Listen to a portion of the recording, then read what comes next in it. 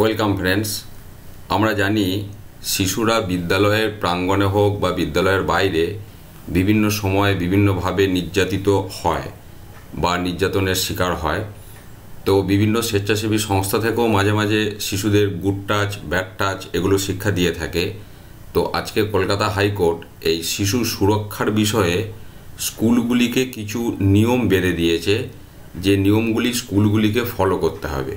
তো সেই খবরটির দিকে আজকে আমরা লক্ষ্য দেব। তো চলুন খবরে কি পাবলিশড হয়েছে বা কলকাতা হাইকোর্ট থেকে কি জানিয়েছে সেটা আমরা একটু দেখে নিই। তো আজকে ইনাডু ইন্ডিয়াতে দেখুন যে খবরটি পাবলিশড হয়েছে, এটা আজকের ডেটে 16ই নভেম্বর আপনার সন্ধ্যে 6টা নাগাদ এই খবরটি পাবলিশড হয়েছে। দেখুন 16 তারিখে এখানে খবরে যেটা বলছে, শিশু সুরক্ষায় স্কুলে কাউন্সিলর নিয়োগের নির্দেশ কলকাতা হাইকোর্টে। এবং দেখুন, শিশুদের সুরক্ষায় স্কুলগুলিতে কাউন্সিলর নিয়োগের নির্দেশ কলকাতা হাইকোর্টের। কাউন্সিলর নিয়োগ সহ অন্য নির্দেশিকা লাগু করতে 1 বছর সময় পাবে স্কুলগুলি, নির্দেশ দিয়েছেন বিচারপতি নাদিরা পাথেরিয়া। কলকাতার একটি বেসরকারি স্কুলে 3 বছরের একটি শিশুকে যৌন নিগ্রহের অভিযোগ ওঠে। পরে শহরের আরও কয়েকটি স্কুলে একই ঘটনা সামনে আসে। প্রথম স্কুলটির ঘটনায় পুলিশি নিষ্ক্রিয়তার অভিযোগ নিয়ে হাইকোর্টের দ্বারস্থ হয় নির্যাতিতা শিশুর পরিবার।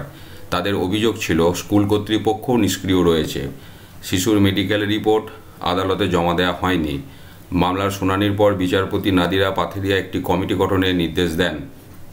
স্কুলে যৌন নিগ্রহ রুখতে কী কী ব্যবস্থা নেওয়া যেতে পারে এই কমিটি তার নির্দেশিকা তৈরি করবে।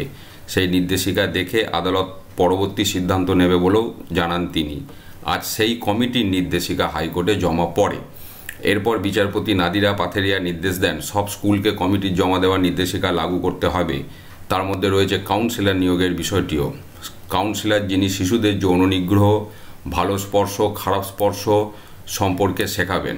আদালত জানিয়েছে 6 মাস পর আদৌ নির্দেশিকাগুলির প্রয়োগ করা হয়েছে কি না বা কতগুলি স্কুল প্রয়োগ করা হয়েছে তা খতিয়ে দেখবে তারা। আদালতের নির্দেশ সম্পর্কে আইনজীবী প্রিয়াঙ্কা তিব্রেওয়াল বলেন, মামলাতে হাইকোর্টের তত্ত্বাবধানে একটি গাইডলাইন বানানো হয়েছে, সেই গাইডলাইন প্রয়োগ করতে বলা হয়েছে। কি কি রয়েছে নির্দেশিকায় দেখুন। প্রত্যেকটি স্কুলে একটি স্ট্যান্ডার্ড কমিটি গঠন করতে হবে।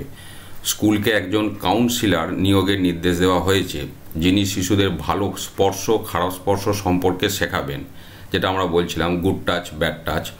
স্ট্যান্ডার্ড কমিটিতে অভিভাবকদেরও রাখতে হবে। রাজ্যের সব স্কুল, শিশুদের স্কুল যেগুলো, নির্দেশিকা মেনে চলতে হবে। স্কুল নিজেদের দায়িত্ব এড়াতে পারবে না। স্কুল যখন কোনো কর্মী নিয়োগ করবে তখন তাদের সম্পর্কে বিস্তারিত তথ্য জমা দিতে হবে। প্রতি 1 বছর অন্তর স্কুলগুলিকে তাদের শিক্ষক ও অশিক্ষক কর্মীদের আচার আচরণ সংক্রান্ত বিষয়ে একটি করে হলফনামা জমা নিতে হবে। তো এইটা হচ্ছে নির্দেশিকা। তো এবার আসল নির্দেশিকা যেটা, সেটা হয়তো দেখলে বিষয়টা আরও পরিষ্কার হবে। এখানে যে শিশুদের স্কুল বলেছে, কোন স্কুলগুলোর কথা বলা হচ্ছে, বা গাইডলাইনে নিশ্চয়ই আরও কিছু বিশদ নির্দেশিকা বা বিশদ বিবরণ থাকবে। তো সেটা দেখলে আরও বিষয়টা আমাদের কাছে পরিষ্কার হবে। তো দেখা যাক, নির্দেশিকা স্কুলগুলিতে আসবে নিশ্চয়ই, তখন বিষয়টি আমরা আরও ভালোভাবে বুঝতে পারবো। আপাতত যেটুকু খবর পেলাম আপনাদের সাথে আমি শেয়ার করলাম। ধন্যবাদ।